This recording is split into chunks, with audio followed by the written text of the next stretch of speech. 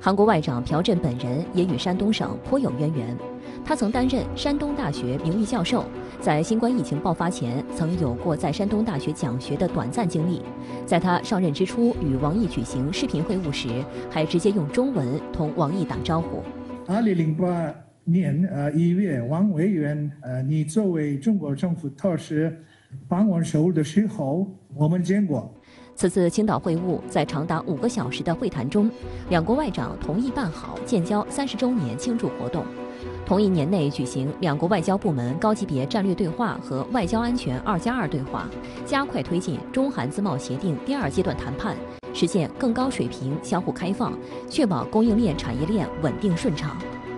美在韩所部署的萨德系统是中韩之间绕不开的问题。该系统的雷达可以直接窥探中方腹地，严重影响地缘安全。韩联社引述韩国军方消息表示，韩国政府将向美军出让军用土地，相关程序有望下月中旬完成。这次会谈期间，中韩双方就萨德问题深入交换了意见，阐述了各自立场，认为应重视彼此安全关切，努力予以妥善处理，不使其成为影响两国关系的绊脚石。基于双方的谅解，中韩双方阶段性稳妥处理了萨德问题。韩媒首尔新闻发表社论，虽然没有达成令人异常瞩目的协议，但两国能够在相互理解的基础上强化战略沟通，形成发展面向未来的中韩关系共识，本身就是一大成果。韩国采取平衡的中美外交，然而在尹锡悦上台后，这种战略上的模糊性变得清晰起来，因此两国战略对话非常及时，目的在于减小这一时期可能出现的误解和战略误判。会议本身是有意义的，因为它可以减少信息不对称和意图不确定性。由于朴振此行正值韩国参加美国所主导的芯片四方联盟预备磋商前夕，因此产业链问题在当下的中韩关系中显得尤为紧迫。对此，韩方态度谨慎，多次强调绝无排斥中国或搞小圈子的意图。韩媒则注意到，朴振在谈到相关话题时，引用了一个颇为关键的成语“和而不同”。和而不同是中国常用的外交辞令。我认为这是一种基于实用主义的外交方法。首先，韩中两国价值体系不同，外交政策环境本身也不同。一个国家的盟友也是另一个国家的战略竞争对手。也就是说，韩中两国本身差异幅度并不少，但是既然有足够的共同利益来克服这一点，就需要继续建立和解与合作的关系。事实上，这是各国合作最重要的基础。朴振此行的时间点也颇为值得关注。时值美国国会众议长佩洛西窜台的闹剧刚刚收场，而韩国正是佩洛西结束窜台后的首站访问地。韩国总统尹锡悦以休假为由，没有安排和佩洛西会面。佩洛西抵达韩国时，连相应的礼宾迎接也没有安排，美媒称之为外交降格。韩国和美国驻韩使馆还一度打起了口水仗。美国驻韩国大使馆官员称，佩洛西对此感到不快。韩国国会官员则回应称，他不知道所谓不快到底是哪位美国驻韩大使馆官员说的。就在佩洛西抵达首尔当晚，尹锡悦在韩国大学路观看了话剧，并与演员合影。照片经媒体发布后，舆论一片哗然。有网友指，总统在首尔看演出也不愿安排跟佩洛西见面，故意冷落的意思已经很明显了。这避而不见的戏码也令部分韩国民众回想起了不久前美国总统拜登公开冷落尹锡悦的一幕。就在今年6月的北约峰会期间，尹锡悦曾遭拜登无对视握手。韩媒认为，尹锡悦此次战术性休假，不见得是为了报复，更可能是为避免卷入因佩洛西窜台而带来的麻烦。熟悉总统办公室情况的一位执政党人士则透露，在中美角力的情况下，尹锡悦与佩洛西会面是有压力的。为了避嫌，尹锡悦还是与佩洛西通了电话，但双方并未谈及涉台问题。8月4日晚，佩洛西结束访韩程前往日本，而就在几天后，尹锡悦便派出了由朴振带领的高规格访华团，也令外界猜测，韩方并不希望因佩洛西之流所带来的杂音对中韩关系的大方向造成不良影响。而在佩洛西窜台之后，也有分析形容，尹锡悦政府对华态度将不得不如履薄冰。韩媒 NewsOne 由此提出疑虑，在混乱的国际形势下，韩国对中国应该采取什么样的立场？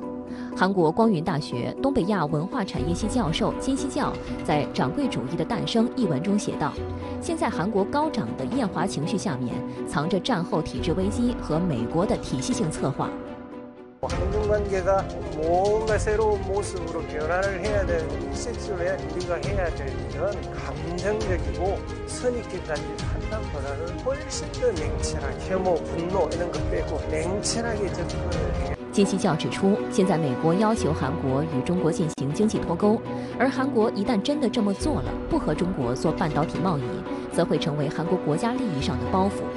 有韩国网民对金熙教的观点表示支持，称：“说得好，韩国在这个时期正走向极端，在不安、不满和混乱中嘶吼，我们应该静下心来，好好想一想。”无论是选边站还是不选边站，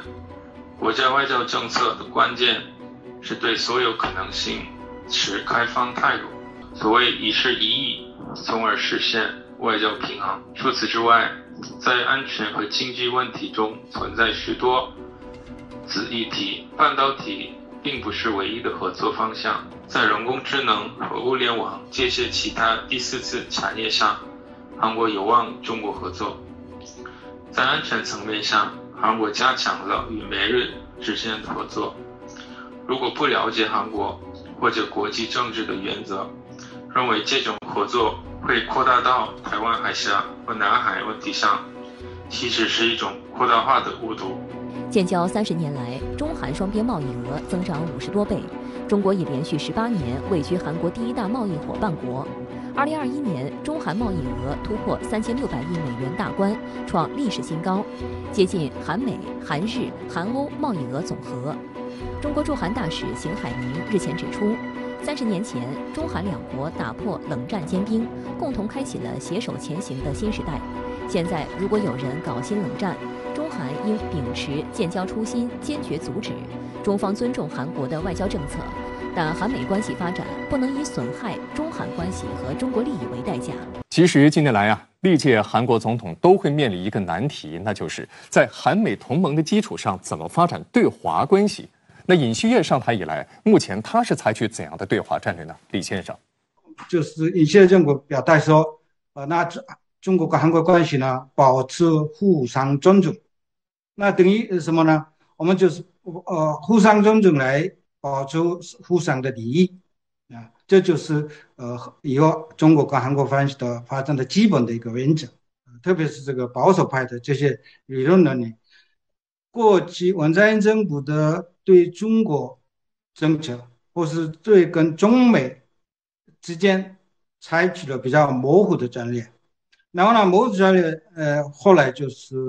可能遭到中国也不高兴，美国也不高兴这个局面。所以呢，反而现在呢，尹锡悦政府采取了一个是明白说的一个战略。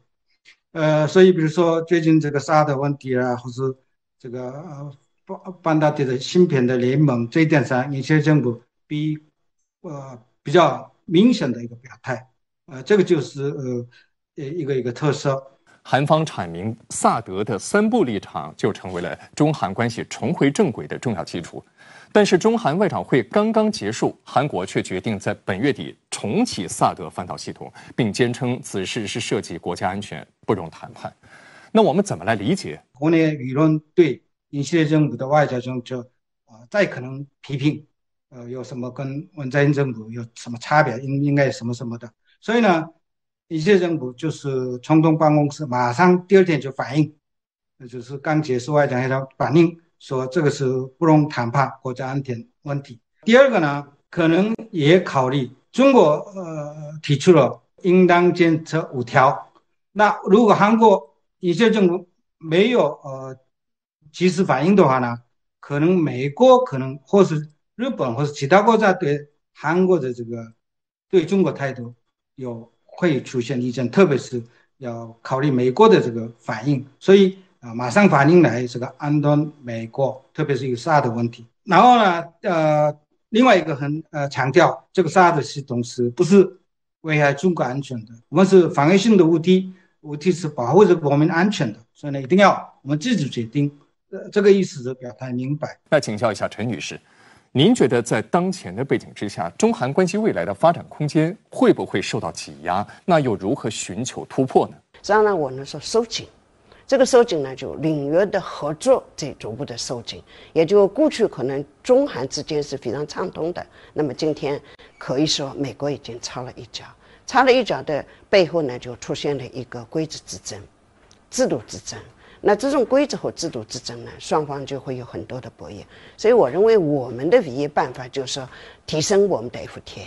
因为这个实际上我们已经开始在着手，这是第一步。第二步呢 ，RCEP 的合作。第三层次呢，我还是认为东北亚我们3国一定要合作，因为日本、韩国和中国在产业供应可能跟其他地区都不一样，它已经是一个我们说的链条效应了。那么最关键呢，我是认为政治的互信应该加强。在地缘政治、地缘经济变化当中，我们2个国家一定要有一个就是我说的相互沟通、相互谅解，不要造成某种不必要的我认为的互斥、或者叫相互抵触，这种我认为不应该。所以我认为这个工作我们必须